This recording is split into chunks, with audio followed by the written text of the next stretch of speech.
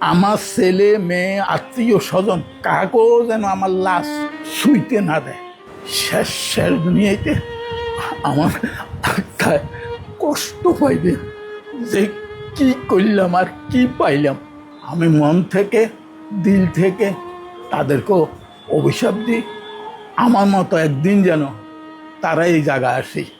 এদেরকে সোনার স্বামীসো করে মানে দুধ খাওয়াইছি, এত বেশি ভালোবাসছ না তোমারে, এরা জীবনে বহুত কষ্ট দিব। আজ সেই কথা, তাদের কথাটা আমি অক্ষরে অক্ষরে পাইছি।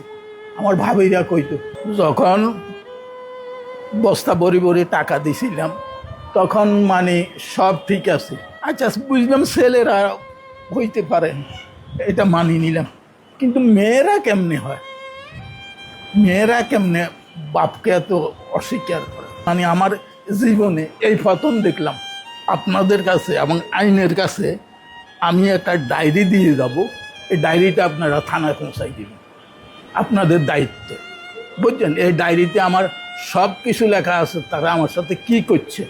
এই টাকা পয়সাটাই হইল আমার সবচেয়ে জীবনের কাল।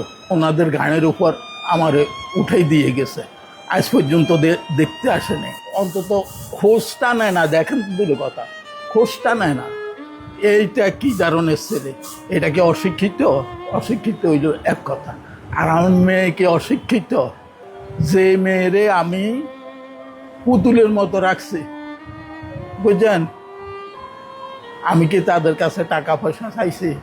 কিচ্ছু চাইনি, ভালোবাসা চাইছি। যাকে এটা আমার ভাগ্য আছে। আমার জীবনে আমি বহুত বিদেশ করছি, বহুত টাকা কামাইছি, বহুত টাকা খরচও করছি, বুঝছেন। আজ দুরবস্থায় ওনাদের ধার পান্তে পড়ে আছি, ওনাদের দয়ায়। ওনারা যে এতটুকু করছে, এতটুকু করে, এটা আমার জন্য হাজার।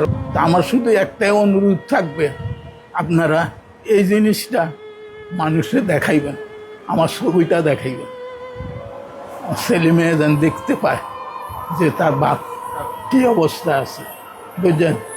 দুই দেশে ছিলাম আমি 95 হইতে, সৌদি আরবে ছিলাম 2016 সাল পর্যন্ত, বুঝছেন।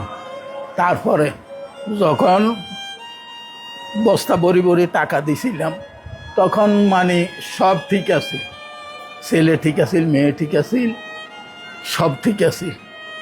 যখন মানে টাকার প্রশ্ন উঠছে, আমার একটা এফডিএস ছিল, এই যে আমার ছোট ছেলেটা যে আমেরিকান এম্বাসিতে চাকরি করে, এ ছিল নমুনি। আমি তো সাদা দিলে আমার ছেলে, আমার টাকা এই পাইবে না কে পাইবে, এরে করে দিছি। এ টাকাগুলো উঠেই নিয়ে যে গেছে, আজ পর্যন্ত সে আমার সাথে কোনো যোগাযোগ করে না, কোনো যোগাযোগ নাই, বুঝছেন। আমার মেয়ের ইয়েতে আমার টাকা ছিল, 20 লাখ টাকা ছিল, এই টাকাটা আমাকে আর দেয়নি, বুঝছেন, আজ পর্যন্ত ফেরত দেয়নি। ওনাদের মাধ্যমে আমাকে প্রথমে মিরপুর, ওনাদের যে ইয়ে আছে ওইখানে অনেক দিন আসছিলাম, তারপর হইতে এইখানে। এখন আমি আপনাদের কাছে এবং আইনের কাছে আমি একটা ডায়েরি দিয়ে যাব, এই ডায়েরিটা আপনারা থানায় পৌঁছাই দিবেন, আপনাদের দায়িত্ব, বুঝছেন। এই ডায়েরিতে আমার সব কিছু লেখা আছে, তারা আমার সাথে কি করছে। এই টাকা পয়সাটাই হইল আমার সবচেয়ে জীবনের কাল। আমি মন থেকে দিল থেকে তাদেরকেও অভিশাপ দিই, আমার মতো একদিন যেন তারা এই জায়গায় আসি দাঁড়ায়, বুঝছেন।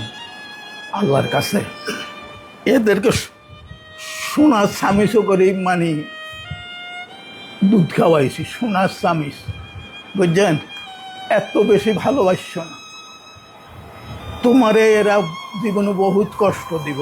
আজ সেই কথা, তাদের কথাটা আমি অক্ষরে অক্ষরে পাইছি। আমার ভাবিরা কইতো, খুব ভালো লাগছে, যে কদিন আল্লাহ বাঁচি থাকি এই আমি এইখানে থাকব। আমার ছেলে মেয়ে আত্মীয় স্বজন কাকেও যেন আমার লাশ শুইতে না দেয়, শোয়ার কারো কোনো অধিকার নেই, একমাত্র ইয়ানের মানুষেরই আছে আমার লাশ শোয়ার।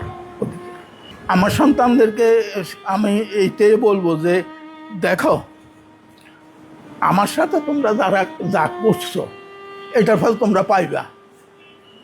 এইটার ফল আল্লাহ তাআলা আমি দিল থেকে বলি রাখছি, এইটার ফল আল্লাহ তোমাকে দিবে, একদিন না একদিন দিবে।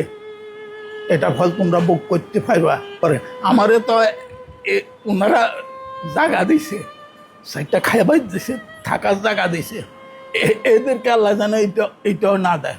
বিশেষ করে আমার মেয়েকে যেন না দেয়। শেষ দুনিয়াতে আমার আত্মায় কষ্ট পাইবে যে কি করলাম আর কি পাইলাম।